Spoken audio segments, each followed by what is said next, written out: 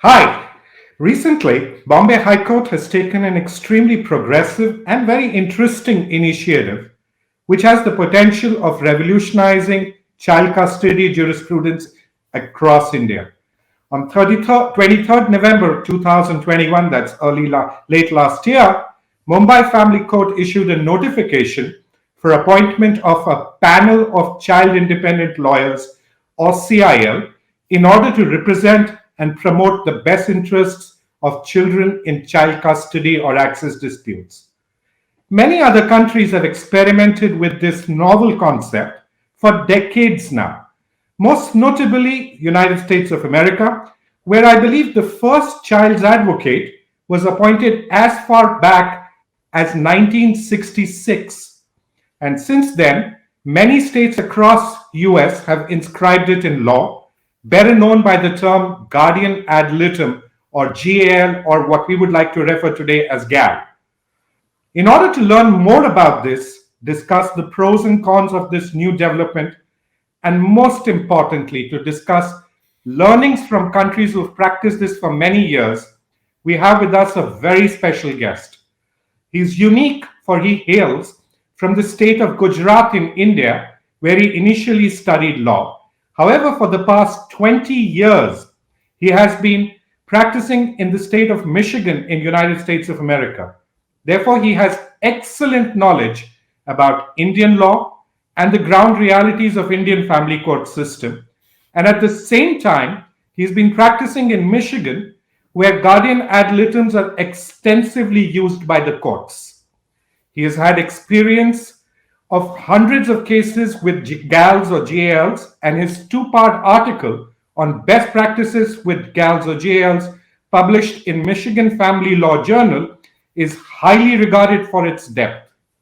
His primary practice has been in family law, and he has represented clients in India, Hong Kong, United Kingdom, Canada, China, and across most states of America. Therefore, he also brings extensive experience from family court systems across the world. He's also a prolific author, having served as the editor in chief of Litigation, which is the journal of American Bar Association. So, welcome, Mr. Ashish Joshi. Thank you, Rakesh. Pleasure to be with you. It's a pleasure having you, Ashish. We go back a number of years. We've been interacting, and I think this is such a wonderful opportunity to actually come on board and talk to each other. So, without getting straight into it, this term GAL or guardian ad litem is something that's very unique to India, but something that you've been practicing or you've been dealing with for a number of years now. What is the primary responsibility? Is he supposed to be, as we call in India, the amicus or the friend of the court? Or is he like, amplifier of the child's voice or a child's advocate? Or is he like a best interest guardian, in fact, like the parents patria jurisdiction which exists in India? That's a great question, Rakesh. The guardian ad litem is a amalgamation of certain roles. It's a legal definition of a role where an attorney usually, but doesn't have to be a lawyer. He or she could be a mental health professional as well, as we'll talk later. But the court appoints this professional to represent an incompetent or a minor party before the court. And the professional acts in a capacity in one as an officer of the court, sometimes in an amicus capacity as well. But he or she is tasked with representing the best interests of a minor party. We are talking now particularly in the matrimonial litigation context, divorce and post divorce custody, parenting time cases. We are not talking about mental health issues where guardianship is required of someone who is found to be incompetent to be dealing with his or her own. So it's a term that is applied and used by courts across the United States in various capacities. But you have to distinguish guardian ad litem with the children's attorney or minor's counsel, because guardian ad litem typically doesn't involve a client attorney relationship, Even though Right. the guardian ad litem is appointed by the court to represent the child's interests, he or she is not considered as the child's lawyer, so to speak. But a minor's counsel or the attorney for the child, as used by New York, for example, is child's attorney. And there exists an attorney client relationship in there with all the expectancy of confidentiality and privilege involved. Yes. Oh, wonderful. Now, so I'm just trying to look at this. I read through one of your wonderful article on this. So, where you've argued very beautifully that at least an alienated child should be treated as somebody who is of diminished capacity because he or she is unable to form a reasonable opinion about his or her own welfare. And Dr. Burnett, who's well known to both of us, he came onto our show a few weeks back, and he said the opinion or the voice of the child is somebody who is, it's actually a delusion based on false memories or false beliefs. Therefore, at the end of the day, like you mentioned in New York, the entire concept of amplifying the child's voice or being a child's advocate, how appropriate is some concept like that in such child custody disputes? Well, there's a significant amount of research and professional literature and also case law from Yeah, various jurisdictions which have expressed reservations and concerns about giving an alienated child an attorney of his or her own. yeah, Because what you end up doing inadvertently in most cases is give the alienator two lawyers. Not only the alienator has his or her own lawyer in the courtroom, but the alienated child has also now voice in the court through an yeah, attorney. And that can cause significant issues in litigation. It definitely increases the cost of litigation exponentially. And if the professional is not well trained or skilled in handling alienation cases, they simply go with what the child wants or desires without looking at the alienation dynamic or trying to figure out whether the child's wishes are indeed the child's wishes or the wishes of the alienator who is manipulating the child. But that's not all, Rakesh. The problem arises because even if the attorney realizes that the child is alienated, if the yes, attorney is representing the child as a lawyer of the child, he or she is obligated to advocate for the best wishes of the child, regardless mm. of the motivations. So, Best to give you wishes an and not the best interests, as you right, rightly said. Yes. absolutely.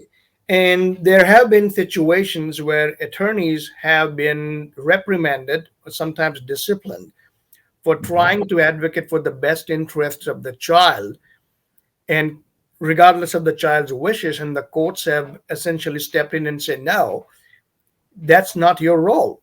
You are not a guardian ad litem in the situation. You are the minor child's attorney. You are basically the children's attorney, AFC, and your job is to advocate for the best, not for the best interest, but for the child's wishes. And that's a Right. tricky situation. Yes. And sometimes some attorneys who are experienced in this area prefer to withdraw from the case because they don't want to inadvertently entrench alienation further. If the Yes. child says that I want absolutely nothing to do with the targeted parent, Hmm. let's take an example. Let's say the alienating parent is the father and the Yes. targeted parent is the mother.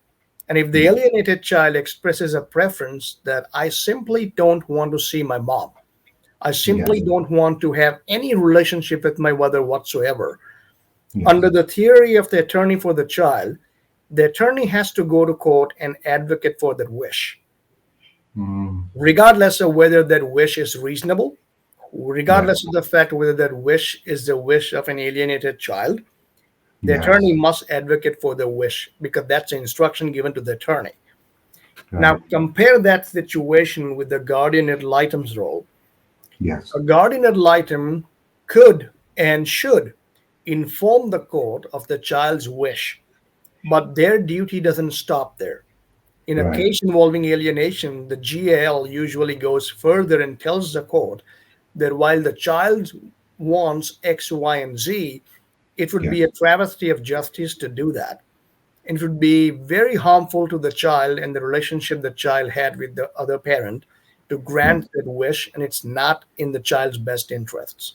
And here's why. And they can explain that. But True. that action cannot be taken by the child's attorney because there kicks in the confidentiality and privilege where you are supposed to protect the confidences of your client. Correct. So it's a Correct. murky situation. And a lot of judges who are experienced in this area often will not appoint an attorney for the child, at least Right. in the initial stages, if there are allegations or significant prima facie evidence of parental alienation. They would rather appoint a guardian ad litem and have the GL undertake an investigation to figure out what's going on in the case. True. So, as I see it, like you very rightly and beautifully explained, what can go wrong when best wishes are, kind of told to the court. But on the other side, we have this problem with when we talk about best interests are also at best subjective viewpoints of a number of attorneys. Each attorney or each judge can have their own thought process around what they feel would be the best interest and welfare of the child. Therefore, that brings me to the next question, is to say that whether it's the guardian ad litem or what we are calling here as the CIL or the child independent lawyer, what really should be the skill sets that this person must possess to be able to do justice to the role that the person is being assigned to? What are the broad skills? How can he make his report and his arguments really objective? Well, let's take a step back first of all. We need to ensure that the roles are clear and the child's independent representative may or may not be a guardian ad litem. Because Right. what we understand in the US with the term of GAL is that the GAL doesn't have any independent duty to the child as a client. A Okay. guardian ad litem's duty and obligation is simply to the court, not to mom, not to the dad, not to the child. Their Right. obligation is to the court and inform the court as to what's going on in terms of the ground dynamic, the litigation, but also thereafter to advocate in the child's best interests. Right. So that's a primary difference. If what you are considering in Bombay High Court, the project involves child's independent attorney, then there needs to be differentiated. And the questions have to be asked. Does the child's independent attorney bound by the child's wishes? Does the child independent attorney does is he or her a lawyer for the child, thereby entailing the attorney client confidences and privileges? Are they involved? Because if Right. they are, then we are no longer talking about the guardian ad litem role, but we are talking about minors counsel role, which is a completely different creature and which can really make alienation cases far, far worse. And there's Hmm. published research to this. There are published cases as well. Uh, So sorry to interrupt you there. Go So on. just to clarify, what you're saying is that the minors counsel or the child independent lawyer's role, advocate role, can make the issue far more harmful and far more troublesome for the child because, as you rightly mentioned 10 minutes back, that then you're providing the alienating parent a double privilege in the court, right? Not, Is not that what just you're not just that. Not that, of course, is true, but there's a bigger problem at hand here. It is very interesting, Rakesh, that in no other sphere of law, in no other area of law, we give children this much power. In the Yes, family courts, unfortunately, sometimes children are not only allowed but encouraged to drive the bus, so to speak. yes, And giving an attorney to an alienated child often over empowers the child And before you know it, you have the attorneys for the child making decisions or strong recommendations about custody, about parenting time. This is what my client wants, Your Honor. He or she wants to visit the mom on certain days, dad on certain days, and then child is basically dictating the terms about parenting, custody, all those issues, which worsens the loyalty bind. An Yes, alienated child is caught in a loyalty bind. That true. child should not be put in the middle. That child should not be made to make a choice between the father and the mother. And we are only exacerbating that problem by giving an attorney to an alienated child. Right, right. So, stepping back and really saying, when we discussed what should be the skills, it would depend a lot about you're saying what is the role assigned. And if we were to say that it is the best interest guardian role which is assigned, which in the US is called the guardian ad litem concept, in your opinion, how has that worked out? Does it really help the alienated child? Does it really make a difference in their lives? And what should be their skills that this person must possess in order to do justice? That's a great question, Rakesh, and it varies. First of all, there is no uniformity even in the United States, and different states have different requirements. For example, Michigan doesn't require that the guardian ad litem must be a lawyer. In Hmm. Michigan, a judge can appoint a social worker, a psychologist, or a psychiatrist as a guardian ad litem if the court wanted to. Yes. In some Yes. states, it is customary to have lawyers appointed as guardian ad litem. But even in Michigan, by a overwhelming majority, GALs, when they are appointed, are always, almost always lawyers. They Mhm. happen to be attorneys. They don't need to be, but that's how it works out. The courts are used to having lawyers function in that role, and unless one party strongly advocates for a non lawyer GAL or Mhm. argues for a mental health professional to be Yes. appointed as a GAL, court usually ends up appointing a lawyer as a GAL. But compare that, for example, with a state like Massachusetts. In Massachusetts, there are two separate categories of GALs, Category E and Category F. And Okay. one is an attorney and one is a mental health professional. So Okay. the court has a distinct choice to make. If the case involves significant issues of mental health, alienation, enmeshment, parentification, behavioral issues, psychological disorders, then the Yes. court can choose to appoint a mental health professional as a guardian ad litem instead of a lawyer, because the mental health professional would have a better skill set to analyze the case, to investigate the case, to figure out if there is more need to be psychological testing to be done and whatnot, and Yeah. report back to the court. Because at the end of the day, what the court, the judge is trying to do is to get some tools.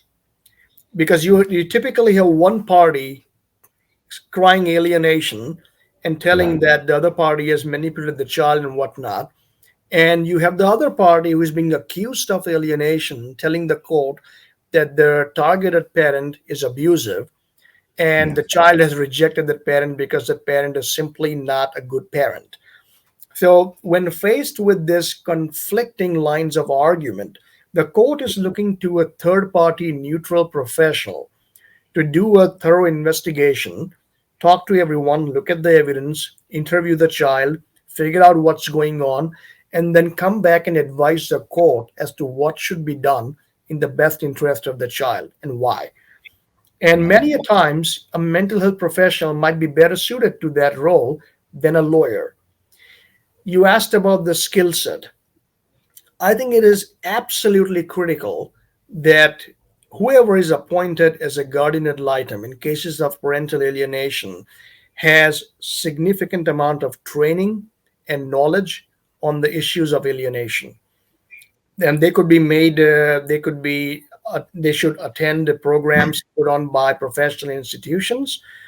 I am not too familiar with what's going on in India at this point in time, but in the United States, for example, we have American Bar Association's legal education program. We have organizations such as AFCC. We have other organizations which are related to the state bars as well. And there are a lot of accredited continuing legal education and mental health programs on alienation, enmeshment, proper mental health interventions, clinical interventions, and whatnot. And I think it should be a requirement that if you are going to accept work as a guardian ad litem, every Mhm. lawyer or every professional should have a designated number of hours of training. Right, We need to continue this training year after year.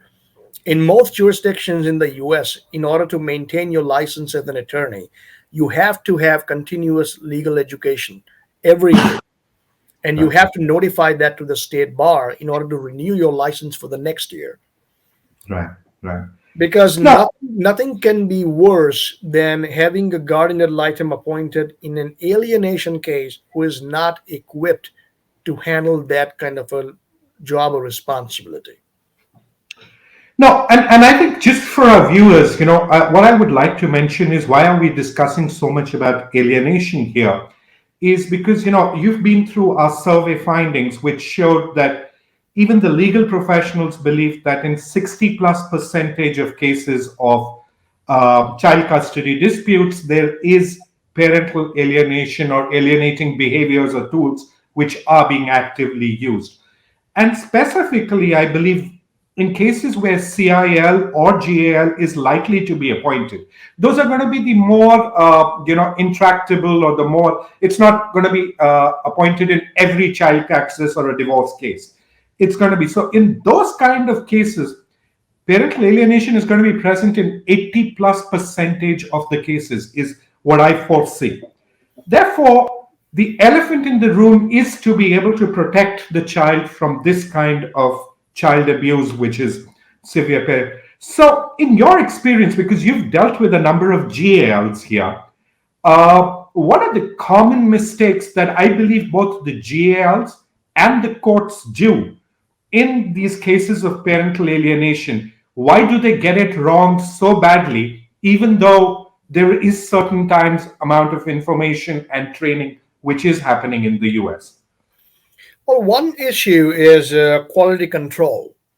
Unfortunately, there is no benchmark as to who can be appointed as a guardian ad litem. Yes, the Mm, statute, for example, in Massachusetts allows a court to appoint a lawyer or a mental health professional as the GAL. But within those parameters, there is no guideline, such as in a case involving allegations of domestic violence or parental alienation, the guardian ad litem who is appointed in the case must have had X number of training or X number of hours of training. So that's one thing. Usually, it's just a list of the professionals available in the local courthouse who function as a GL. The same people get appointed time and again. So that's part of the problem. The courts are overloaded. There's a significant amount of backlog in family law, like in many other areas. The judges are desperate for help. Alienation cases or cases involving abuse allegations are very, very contentious. The courts are looking for help, and in that desperation, they will simply appoint a GL and get going on that one. So that's one thing. Uh, a good GL who has had experience in these cases, who is knowledgeable in the area of alienation, abuse, child abuse, enmeshment, and all that, can do wonderful job in analyzing a case, looking at the existing dynamic, and then advising the court as to what needs to be done. And frequently, appointing a competent professional early on into the case can make a case far, far manageable. that's a What very happens? key. Yeah, Early on is everything, I believe. right. Early intervention is the key. It is very much, it's far easier to manage a case of mild alienation or mild to moderate alienation than deal with a severe pathological alienation. But let's keep alienation aside for the time being. Let's say the case involves allegations of domestic violence, Right. of child abuse, physical, emotional, sexual abuse, whatever. Even in those situations, the guardians ad litem have to be equipped and trained to sift through the allegations. If the allegations of abuse are indeed genuine, if the significantly deficient parenting is indeed the case in that situation, then you need to have a different sort of intervention. You need protective orders, you need trauma based therapy measures, you need Yes. certain kind of no contact orders as well. But in my experience, Rakesh, it's seldom a black and white situation. Often these cases involved some significant alienating behaviors and some reactionary behaviors by the targeted parent who is facing alienation as well. And it could be a hybrid situation. It is important for the guardian ad litem to figure out and to differentiate between reactionary behavior and causation. True. So the typical mistake made by a naive GAL is to walk into the case and the child is refusing to see a parent, and the parent who is losing parenting time, who is not seeing the kid, is very anxious, is frustrated, is outraged about the time that is passing by, and is just intense. And you meet with the parent and they are angry, they are frustrated, they know they are not their best friend, so to speak, and the GL makes a professional intuition. They seem to think that this is how the parent appears to be in my office. Imagine how this person would be back home with the kid. No wonder the child doesn't want to see this person. So they True. start making recommendations operating from their gut intuition, saying, okay, let's have a cooling off period, for example. Let's tone down the rhetoric. Let's not go to the courts. Let's calm down. No more litigation. Let the child not see the parent for a few weeks, and the situation would be calmer. Let's not force the child.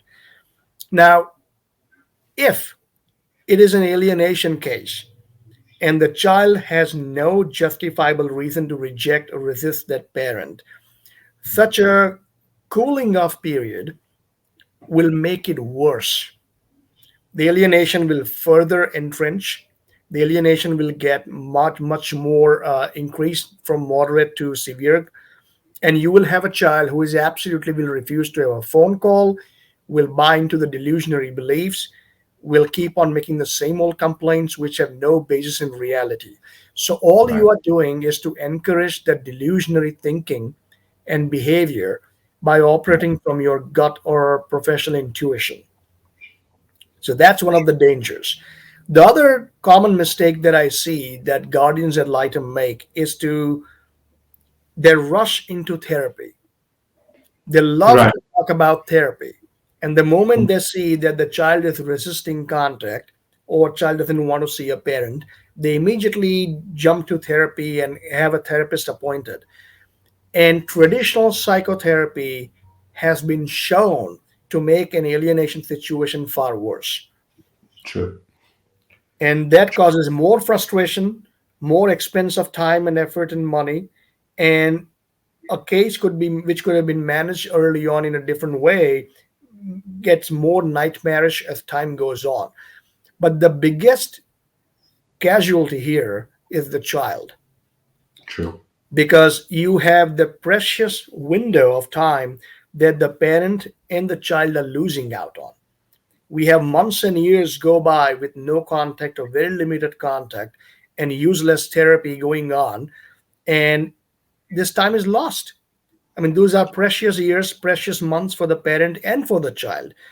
And in the therapy, it's just more frustration because traditional therapists are trained to validate the patient's feelings, emotions, behaviors, regardless of whether they are real, whether they're based in reality, or they are product of manipulation of alienation. So it becomes a perfect storm, and True. the judges then don't know what to do about it. And we have the situation sometimes where the parent simply has no option but to walk away. No, I think you mentioned some very beautiful points. So one of them, as I'm just trying to summarize, is saying that time is the greatest enemy against the child, because the child is obviously, and by actually delaying such things, you're actually abetting child abuse. You're walking into the trap set in by the alienating parent, because for as long as the alienating parent is able to get the isolation, I mean, its success transforms far, far, far greater. Second, I think I picked it up from your article itself that, the four A's of how the targeted parent tends to look at angry, anxious, agitated, versus the four C's of cool, calm, charming, of how the alienating parent comes across, which leads to very severely erroneous conclusion. And interestingly, I just interviewed Dr. Alan Blotke a week back, and he had exactly the same things to say on these parameters. And lastly, what you very beautifully put across is, for even our the mental health professionals, they need to realize that traditional psychotherapy is actually counterintuitively worsens the situation and how we shouldn't do it. So if we look into all of these together, let me now move into the structural part of how should this system, because India is at a crossroads and it has a great opportunity to learn from professionals and countries who've been through this process for the last 30, 40 years. So there are two models as I look at it. One is the kind of a Kafka's kind of a model where you have these kind of so-called GALs, which are institutionalized and working only there, which has its advantages since they would be working on these cases day in, day out. They will be trained much faster. Institutional mechanisms are there to do it. Or the second is the US kind of a model where it's independent GALs who are functioning. Among these two, do you have an opinion about or a preference which works? And specifically, just to add to the question, you mentioned about the Massachusetts model of GLE versus the GLF, right? So, how does this work out? Well, you know, let's take an analogy of our constitution. The Indian constitution, when we created it, we borrowed things from the world. We looked at what the situation was in England, even though the constitution was unwritten. We borrowed the principles of free speech, the Bill of Rights, and a lot of things from English constitution and common law. We also incorporated some of the good elements from the US constitution as well, and we went around and borrowed good things from all parts of the world. I think the same approach could be taken. We should not necessarily look at just the Kafka's or the US model. It is not an either or, but think about it as a smorgasbord of various choices. I think what we can do is to get the best elements of Kafka's model Mhm. and some good elements of the US model and come up with something that is unique to the Indian situation and the courts. If we look at what makes Kafka's model attractive, it's the specialized lawyers or GLs available to deal with specialized situations. In other words, these are the lawyers who deal with these intricate situations day in and day out. The more they work, the better they get, the more experience they have. They are specialized, and you don't need to reinvent the wheel every time. And it's a stable of experts that know what should be done in what situations, and they are subjected to rigorous training and ongoing training. Yes. So we can take that part. From the US part, we can take the discretion that is allowed to a judge to appoint a particular profession on the case, that the social workers, the protective agency does not dictate the terms, but it's the judge who decides which GL would be a good fit for which case.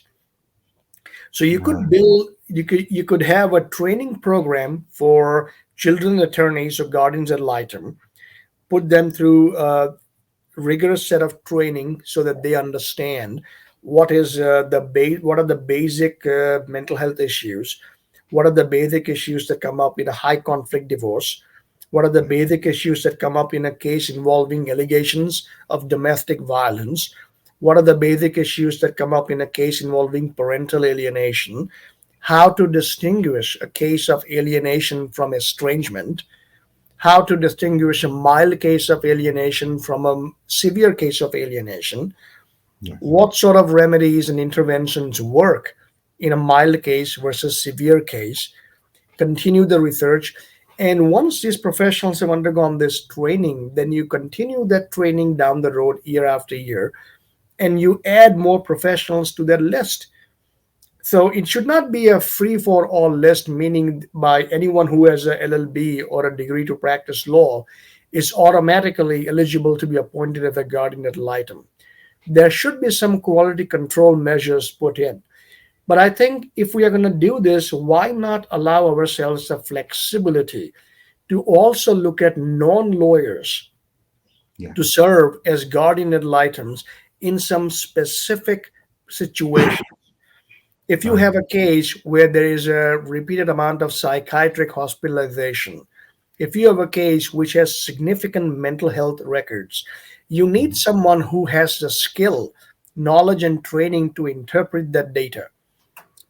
And in that situation, a mental health professional might be better suited to function as a GAL, or at the very least, associate himself or herself with another lawyer. And together, the team could approach and work as a GL. So, a lot of things to consider there. But No, I think the common denominator that I would emphasize is training. That is simply a requirement and a non negotiable one.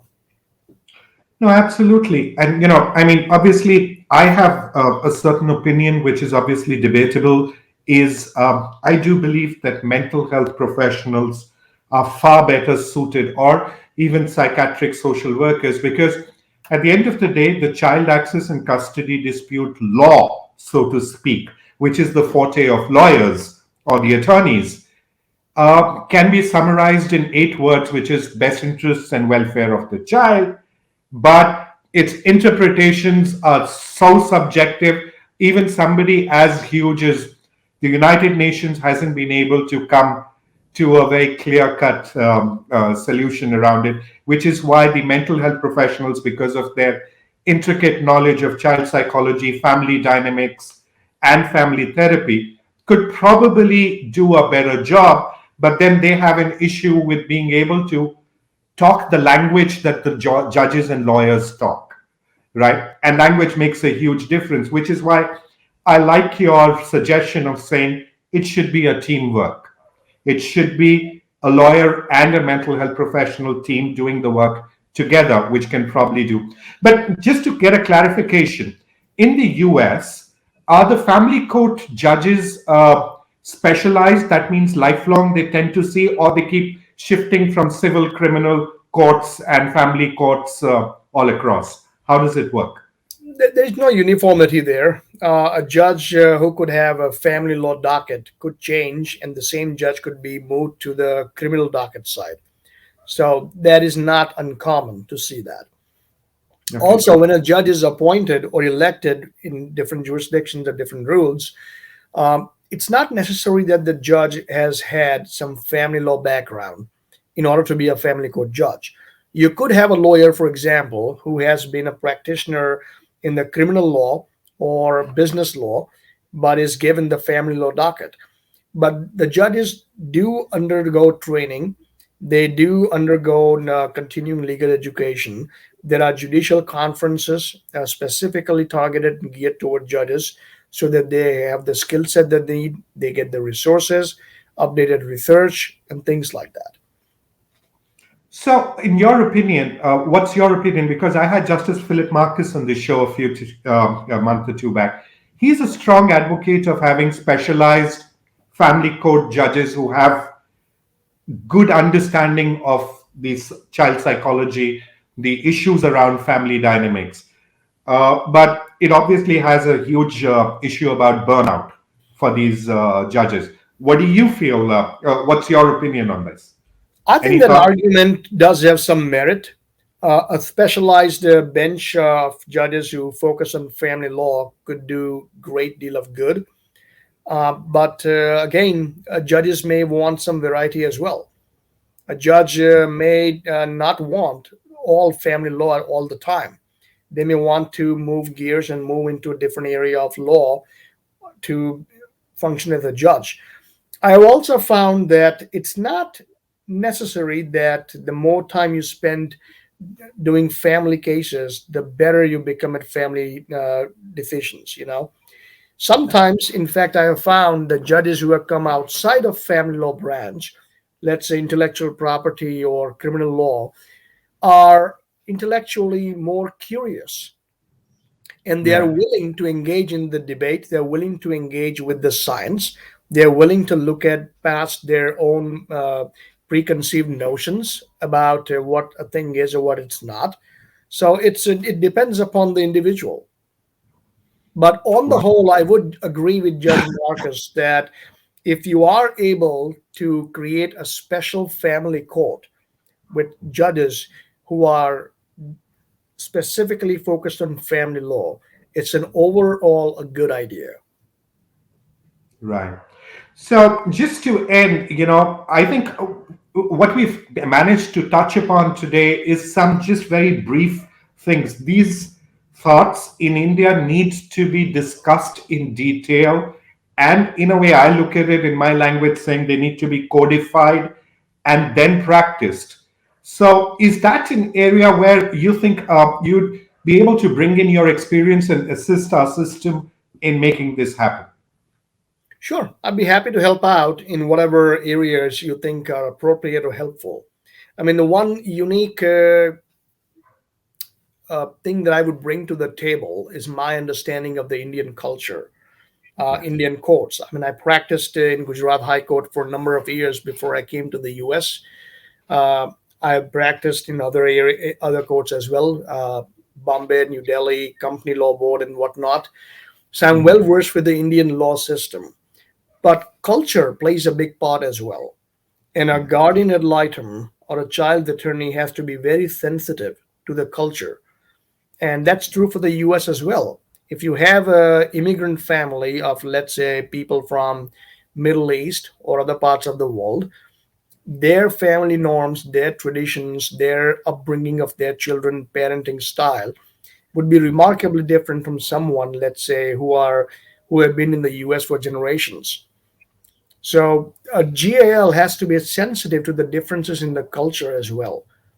True. And as we are putting this experiment together, I'd be willing to help out in whatever way or manner you feel appropriate.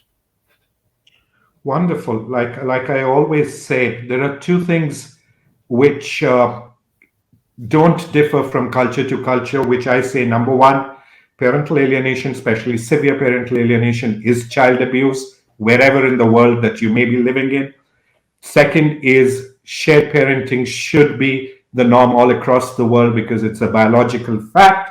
However, leaving apart these two, there are huge cultural differences which must be looked at while evaluating a case, which is like I always say, an occasional punishment in India is looked upon as very normal and sometimes preferable or advisable, while in US that, or especially countries like Norway, where we've had such cases with Indian couples, where that would be like that's child abuse.